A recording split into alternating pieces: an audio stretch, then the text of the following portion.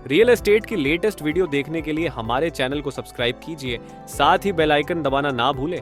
दोस्तों, एक सब्सक्राइबर जिनका नाम अनुराग वर्मा है, उन्होंने हमारे कमेंट बॉक्स में लिखा है कि सर, नोएडा एक्सटेंशन में जो विला बिक रहे हैं फ्री होल्ड में, क्या वो सेफ़ है परचेज़ करना?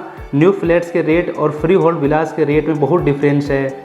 Is it safe to buy freehold villas and कौन कौन से डॉक्यूमेंट होते हैं जो हमें फ्री होल्ड विला खरीदते समय चेक करना चाहिए? तो दोस्तों, इस सवाल का जवाब देने से पहले आप सभी से रिक्वेस्ट करना चाहूँगा कि अगर आप हमारे चैनल पर नए हैं तो चैनल को सब्सक्राइब कीजिए, साथ ही बेल आइकन दबाइए ताकि आपको ऐसी ही नोटिफिकेशन मिलती रहे। तो ये इनका सवाल है और इस सवाल का जवाब ये है कि ग्रेटर नोएडा और नोएडा एक्सटेंशन के अंदर कहीं भी फ्री होल्ड प्रॉपर्टी है, या तो वो किसान के पास है या फिर ग्रेटर नोएडा अथॉरिटी विकास प्राधिकरण के पास है। तो सिंपल सा चीज़ है कि अगर आप किसान से कोई प्रॉपर्टी खरीद रहे हैं, अगर उसका जो डीलर है या उसका जो बिल्डर है वो किसान है, तो आप उससे मांग कीजिए ये 4 डॉक्यूमेंट।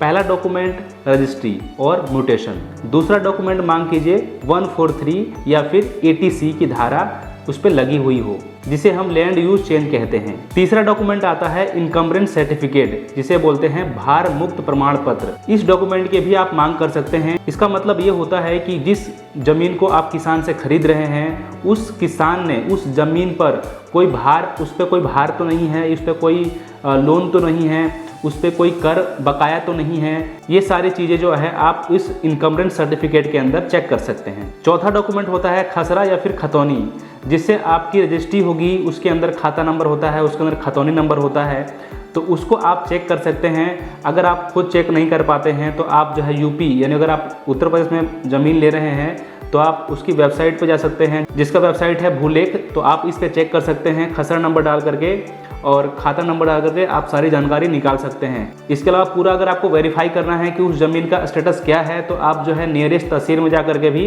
वकील को 2-4-500 रुपये फीस दे करके पता कर सकते हैं। तो ये 4 डॉक्यूमेंट आपको चेक करने चाहिए जब भी आप किसान से कोई प्रॉपर्टी खरीद रहे हो, क्योंकि फ्री होल्ड प्रॉपर्टी में अधिकतर स्कैम किसान द्वारा ही किया जाता है। इसीलिए आपको किसान की तरफ से आपको वेरीफाई करना पड़ेगा पहले। अगर आप अथॉरिटी की ज़मीन खरीदते हैं तो उसमें कोई प्रॉब्लम नहीं है, क्योंकि वो सारा लीगल डॉक्यूमेंट्स के साथ वो प्रॉपर्टी होती है और उसको आपको पूरा डिटेल दिखेगा। जब भी आप उसके वेबसाइट पर जाएंगे तो सारा डिटेल आपको जो है दिख जाता है। तो मेरा मानना यही है कि अगर आप ग्रेटर नोएडा के अंदर, नोएडा एक्सटेंशन के अंदर कहीं फ्री होल्ड प्रॉपर्टी खरीद रहे हैं तो आप पूरा वेरीफाई कीजिए, क्योंकि ग्रेटर नोएडा के अंदर, नोएडा एक्सटेंशन के अंदर कहीं भी फ्री होल्ड प्रॉपर्टी फिलहाल अभी सेफ नहीं है। और अगर आपके मन में भी कोई सवाल आता है तो आप नीचे कमेंट सेक्शन में पूछ सकते हैं और हम कोशिश करेंगे कि उस कमेंट पर भी हम एक नई वीडियो बना सके। फिर मिलेंगे किसी नई वीडियो में नई जानकारी के साथ। तब तक के लिए नमस्कार।